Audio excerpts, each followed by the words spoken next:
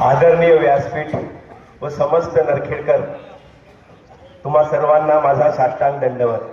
तुम्ही या न भूतो न भविष्यती असं दैदिन्य यश आम्हा सर्वांच्या पदरी पाडलेलं आहे।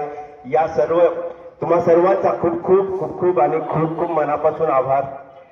आता तुम्ही आमचं एवढं काही काम, आमच्या डोक्यावर एवढं काही वजन आणि वाढवलेलं आहे की आम्हाला खूप काही तुम्हाला सिद्ध करावं लागेल या 5 वर्षात। आणि आम्ही सगळे मिळून निश्चितच प्रयत्न करू आपल्या नरखेडला जो काही भकास झालेला आहे त्याचा विकासात कसं काही परिवर्तन करता येईल त्याचा निश्चितच आम्ही सर्वजण प्रयत्न करू।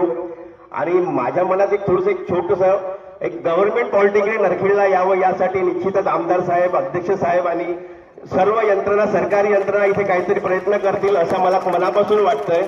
नरखेडला खूप काही गोष्टी कराव्याशा आहेत। यात सुरुवात आपण एखाद्या सरकारी काहीतरी गोष्टी आणण्यासाठी प्रयत्न करू निश्चितच।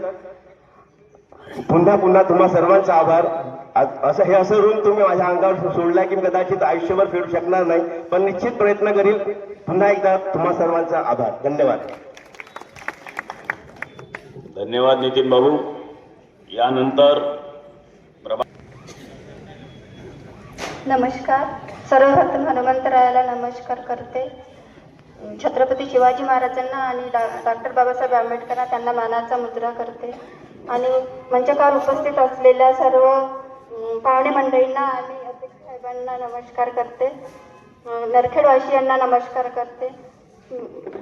सर्व नरखेडवासियांना आभार मानते मी की तुम्ही सर्व योग्य तो निर्णय घेऊन आमच्यावर विश्वास ठेवून आम्हा सर्वांना बहुमताने भारतीय जनता पार्टीला निवडून दिलं। याचे आभार मी मनापासून आभार मानते। आणि कोरडे साहेबांना विनंती करते की नरखेडचा विकास लवकरात लवकर चालू करून द्या, हे सर्वांतर्फे मी विनंती करते।